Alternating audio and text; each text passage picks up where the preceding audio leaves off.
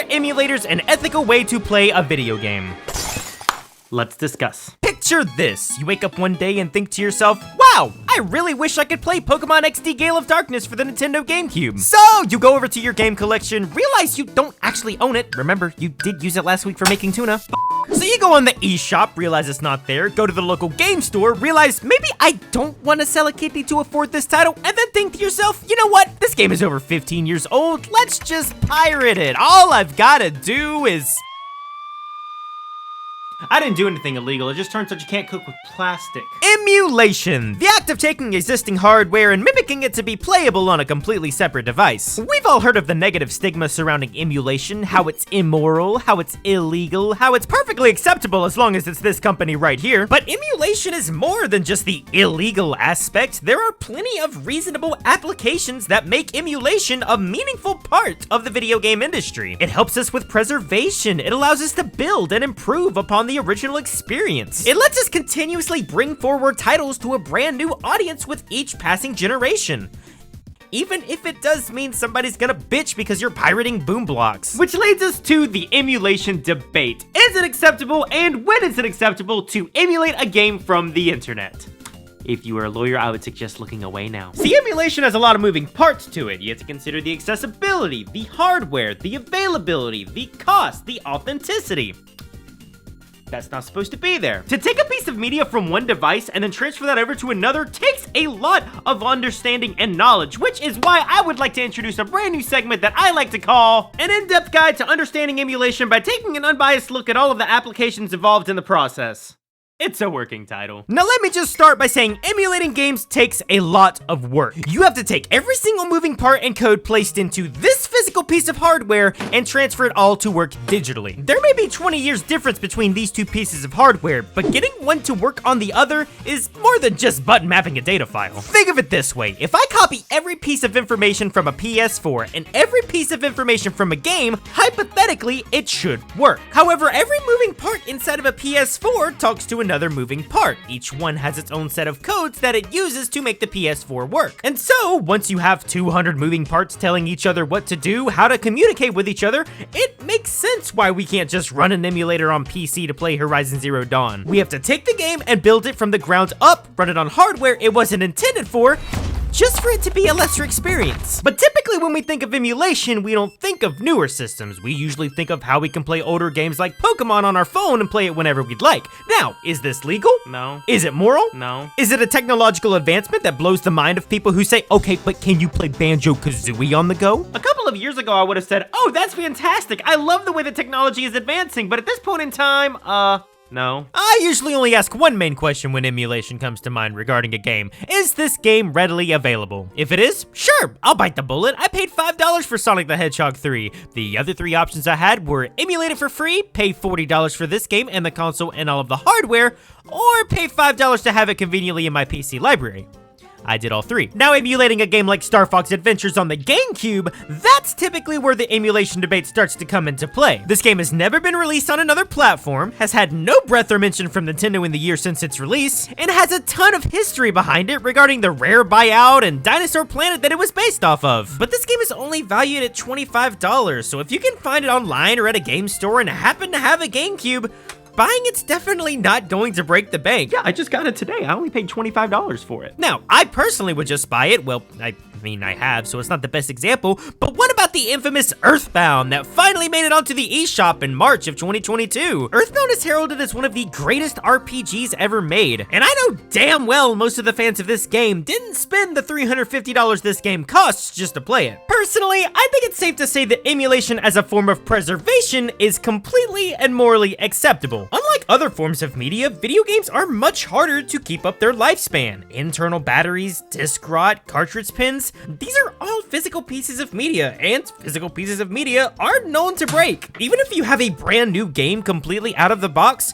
it can still have problems connecting based off of sheer hardware strength alone. Some of these games are older than the developers of brand new video games themselves. But what about games like Duck Hunt? I mean, I can emulate this game to work on a computer, sure, but Duck Hunt uses infrared sensors to detect light patterns emitted from a CRTV. So, if you're playing Duck Hunt on a current HTV that I promise will not have the same lights, well, you're pretty much a sitting duck at that point, pun intended. Movies, on the other hand, are a simpler form of media. You move data from one device to another, done! I've got everything I need here, put it on a movie reel, and it's dated with history. But video games, I have to have the same information, except there are movable models, environments, music, this word, and I also need to know the device to play it on, the hardware associated with it, and I have to have some way to interact with it at the end of the day. Take Guitar Hero. This was one of those games I tried to emulate when I was a little kid. I thought it would be easy. All I've got to do is rip the CD and drag and drop the software. Oh, but now I have to get the songs to run on the sound card, and now I have to button map it. Now that I have the buttons working, I have to get the strum bar working as well, and since it's a rhythm game, the latency has to work in time so notes aren't missed.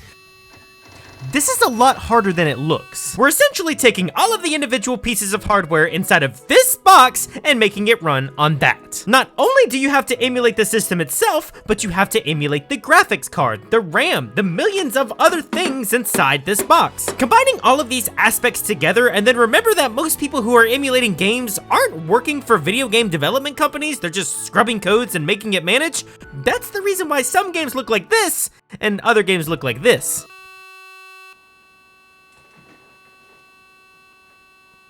For one, typically prefer the original experience. It's less known to crash, you get to see the developer's original intention, and it just takes you back in time. When you're playing with the original console, original hardware, it just has that level of authenticity to it that transports you to a different time period.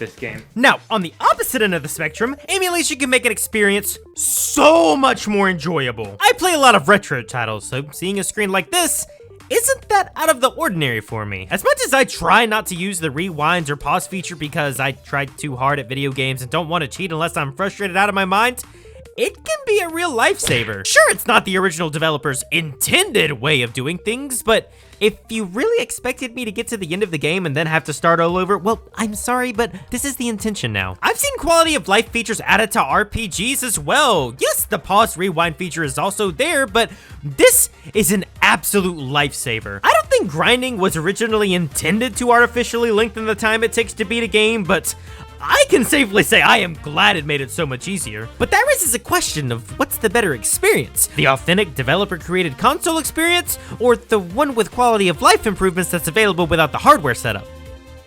Whichever one makes you happy, okay? I'm not pretentious. But if emulation does give us one extra thing, it is mods, and these I am more than okay with. Let me ask you this. Do you think Super Mario 64 would be anywhere near as popular without emulation? The highly dedicated speedrun community, the hundreds of challenge videos scattered throughout the internet, when you take a product of its time and add a new life to it, you've got to imagine the developers are thinking, wow, somebody loved our game so much they breathed brand new life into our 20-year-old product. We have such a loving fan base.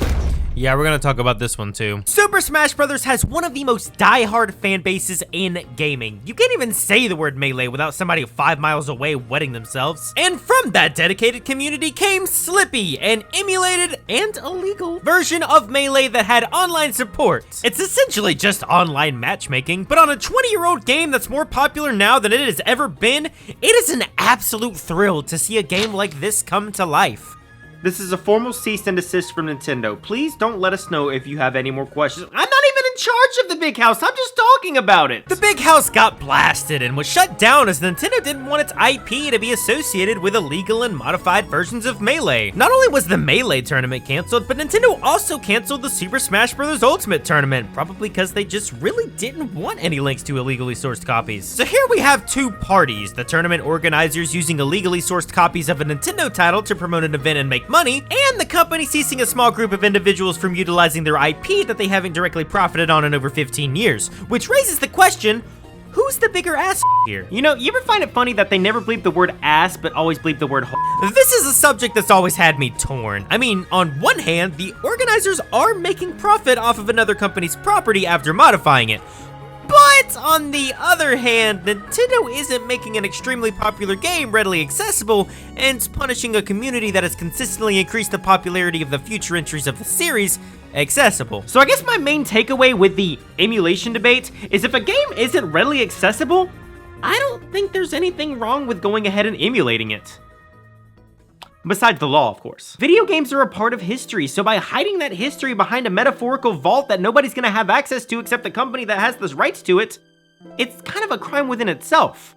Just not one that's punishable by law. If the first game you ever played was Pokemon Heartgold and you want to relive those memories, you don't have to go give $200, $250 to a third-party seller. You can just emulate the game and play it at your leisure, and then spend that money later on down the line for the actual developers of the game.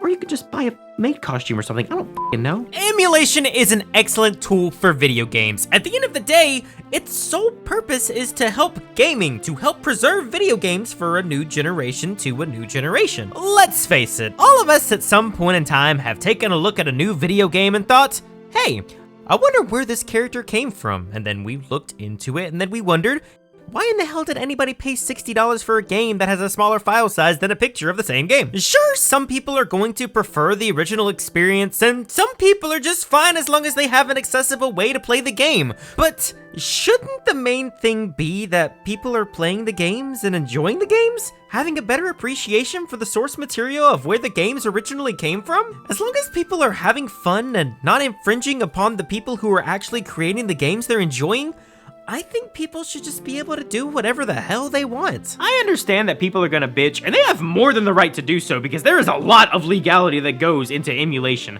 But at the end of the day, as long as you're having fun and being entertained by playing a game, don't let somebody else tell you that you have to pay for the game. And if they do, Fire Emblem Path of Radiance is $200 without the case. Good luck buying that one.